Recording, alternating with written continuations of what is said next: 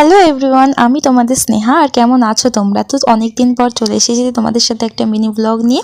তো আজকে আমি আর আমার বোন যেতে চলেছি একটু শপিংয়ে। সো বেসিক্যালি অনেক দিন থেকে আমরা প্ল্যান করছিলাম যে আমরা দুজনে একটুখানি কোথাও ঘুরতে বেরোবো, কারণ অনেক দিন হয়ে গেল বিয়ের পর আর ভালোভাবে দুজনে সময় কাটাইনি। তো আজকে বেরিয়ে পড়েছি শপিংয়ে। তো ফার্স্ট অফ অল আমি বলে দিই, আমরা যাচ্ছি হচ্ছে খুব তাড়াতাড়ি হানিমুনে। তো তার জন্য কিছু কেনাকাটা করবো আর কি। তো দুজনেই যদি সকালবেলা তাড়াতাড়ি রেডি হয়ে বেরিয়ে পড়েছিলাম চুঁচুড়া যাওয়ার উদ্দেশ্যে। আচ্ছা, তো আমার এই ব্লগটা চুঁচুড়া থেকে কারা কারা দেখছো একটু কমেন্ট করে দিও প্লিজ। তো তোমরা যারা বেসিক্যালি চুঁচুড়াতে থাকো তারা তো জানো যে সিটি স্টাইল কোথায়। তো সিটি স্টাইল শপিং মলে আজকে আমি গেছিলাম শপিং করতে। আমি জানি না আমার সাথে কেন সবসময় এরকম হয়।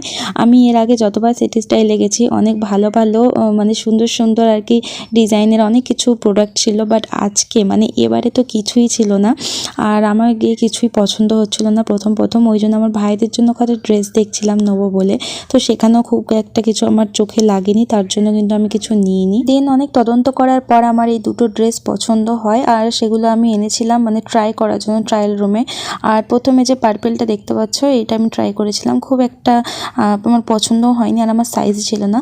দেন একটা হাইনেক টাইপের একটা কিছু ছিল টপ, আর ওটা আমার বেশ পছন্দ হয়েছিল। তো ওটা আমি ট্রাই করে দেখলাম। আর এইখানে একটা ঘটনা হয়েছিল, আমার এই টপটা যেহেতু ছিল হাইনেক, তো আমি সিঁদুর পরেছিলাম। তো হাইনেকটা আমি যখনই পরেছি আমার টপটা পুরো সিঁদুরে ভর্তি হয়ে গেছিলো। তো প্রথমে তো আমার ভয় লাগছিল যে আমি যদি টপটা না নিই এটা কি ওরা রিটার্ন নেবে। সো ওইটা নিয়ে কিন্তু আমার কোনো রকম প্রবলেম হয়নি, কারণ ওই টপটা আমার পছন্দই হয়েছিল আর তা আমি ওটা নিয়েও নিয়েছিলাম। যেই কথাটা না বললে নয়, আমার কিন্তু শপিং করতে একদমই টাইম লাগে না, কিন্তু আমার বোন হয়েছে পুরোই উল্টো। শুধুমাত্র শপিং করা নয়, যে কোনো কাজেও প্রচণ্ড পরিমাণে লেট করে আর আমার ততটাই তাড়াতাড়ি হয়ে যায়।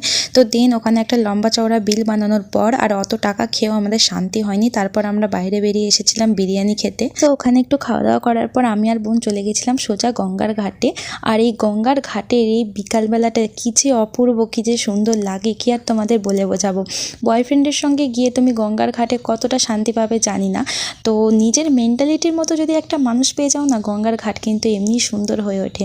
ওই গঙ্গার ঘাটের ঠান্ডা হাওয়া, তার সঙ্গে নিজের মেন্টালিটির মতো একটা মানুষ, আর তুমি সব কিছু মিলিয়ে গুছিয়ে নিয়ে সবটাই একটা সুন্দর মুহূর্ত হয়ে যায়। তো আজকের দিনটা তো এইভাবেই ভালোভাবে কেটে গেল। তো চলো তারপর আমরা বাড়ি যাবো বলে বেরিয়ে পড়েছিলাম। আর বাড়ি ফেরার পথে আমরা ঢুকেছিলাম সেই ভাইরাল অরুণ আইসক্রিমের দোকানে।